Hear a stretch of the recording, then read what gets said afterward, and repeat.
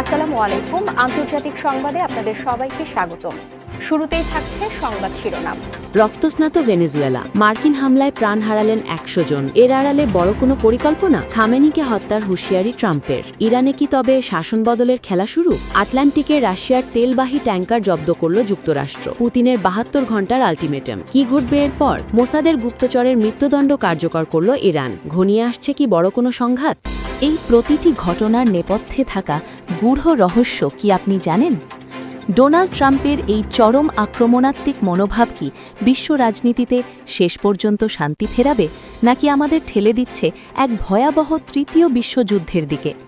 অন্যদিকে পুতিনের দেওয়া ৭২ ঘণ্টার আলটিমেটামের আর মাত্র ৪৮ ঘণ্টা বাকি। এরপর কি ক্রেমলিন থেকে আসবে কোনো বিধ্বংসী পাল্টা আঘাত? সংবাদের প্রতিটি পরত উন্মোচন করতে এবং এর ভূ রাজনৈতিক প্রভাব নিয়ে চুলচেরা বিশ্লেষণ করতে আজ রাত ৯টায় আমরা আসছি এক বিশেষ লাইভ অধিবেশনে। বিশ্বের এই টালমাটাল পরিস্থিতির সর্বশেষ আপডেট এবং লাইভ আলোচনা মিস না করতে এখনই আমাদের চ্যানেলটি সাবস্ক্রাইব করুন এবং পাশে থাকা বেল আইকনটি অন করে রাখুন। এবার ফিরছি বিস্তারিত সংবাদে।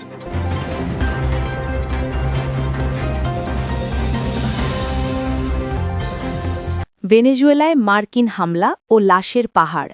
বিশ্বের নজর যখন ইরানের দিকে, তখন দক্ষিণ আমেরিকায় ঘটে গেছে এক নারকীয় হত্যাকাণ্ড। ভেনেজুয়েলার প্রেসিডেন্ট নিকোলাস মাদুরোকে আটকের লক্ষ্যে মার্কিন হামলায় অন্তত ১০০ জন নিহত হয়েছেন। দেশটির স্বরাষ্ট্রমন্ত্রী জানিয়েছেন, মাদুরো নিরাপত্তা বাহিনীর একটি বড় অংশকে ঠান্ডা মাথায় হত্যা করা হয়েছে।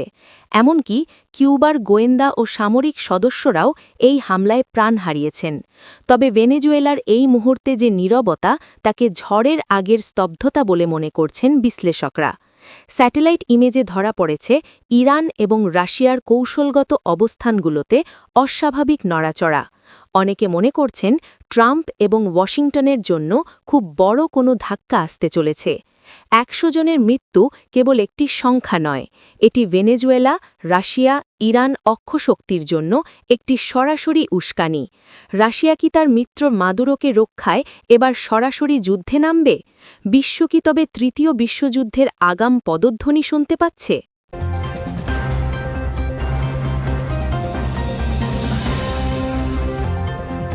ইরানের অস্থিরতা ও ট্রাম্পের চরম হুঁশিয়ারি।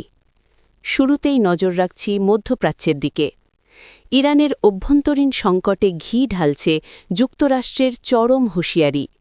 মার্কিন সিনেটর লিন্ডসে গ্রাহাম এক বিস্ফোরক সাক্ষাৎকারে জানিয়েছেন, ইরানের জনগণকে রক্ষায় প্রয়োজনে দেশটির সর্বোচ্চ নেতা আয়াতুল্লাহ আলী খামেনিকে হত্যা করতে পারেন ডোনাল্ড ট্রাম্প।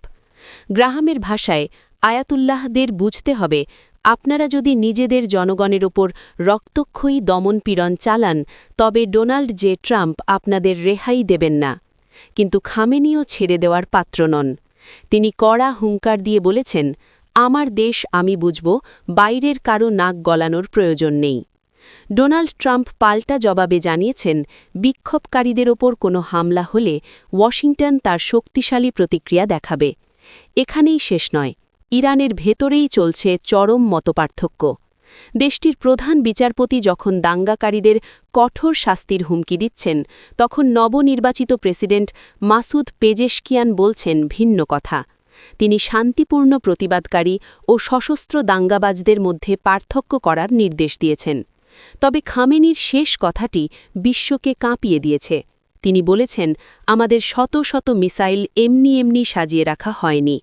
দর্শক, ট্রাম্প কি কেবল বিক্ষোভকারীদের বাঁচাতে চাইছেন, নাকি এর পেছনে রয়েছে ইরানের রেজিম চেঞ্জ বা শাসন ব্যবস্থা পরিবর্তনের পুরনো ছক? খামেনি যে নজিরবিহীন জবাবের হুমকি দিয়েছেন, তা কি কোনো পরমাণু সংঘাতের ইঙ্গিত?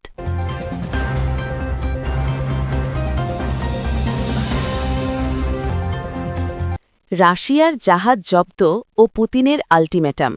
এদিকে উত্তর আটলান্টিক মহাসাগর এখন রণক্ষেত্রে পরিণত হওয়ার পথে।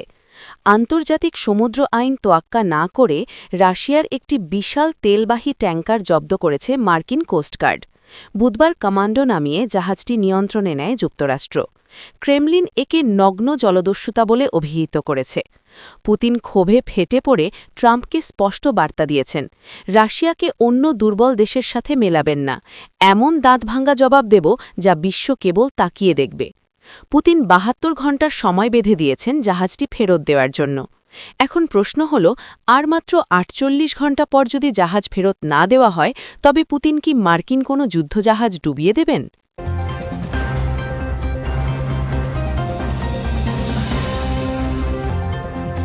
ইরানে মোসাদ গুপ্তচরের ফাঁসি। আমাদের শেষ খবরটি তেহরান থেকে। ইসরায়েলের গোয়েন্দা সংস্থা মোসাদের হয়ে গুপ্তচর বৃত্তির দায়ে আলী অর্দেস্তানি নামের এক ইরানি নাগরিকের মৃত্যুদণ্ড কার্যকর করা হয়েছে। অভিযোগ ছিল তিনি ক্রিপ্টোকারেন্সির বিনিময়ে ইরানের পারমাণবিক ও ক্ষেপণাস্ত্র স্থাপনার গুরুত্বপূর্ণ তথ্য ইসরায়েলকে পাচার করেছেন। গত বছরের ১২ দিনের রক্তক্ষয়ী যুদ্ধের পর থেকেই ইরানে মৃত্যুদণ্ড কার্যকরের হার অভাবনীয়ভাবে বেড়ে গেছে। কেবল গত বছরেই ১৫০০ জনের বেশি মানুষের মৃত্যুদণ্ড কার্যকর করা হয়েছে। আন্তর্জাতিক মহলের মতে, বিক্ষোভের মধ্যে এমন পদক্ষেপ নিয়ে তেহরান মূলত সাধারণ জনগণের মধ্যে ভীতি সঞ্চার করতে চাইছে।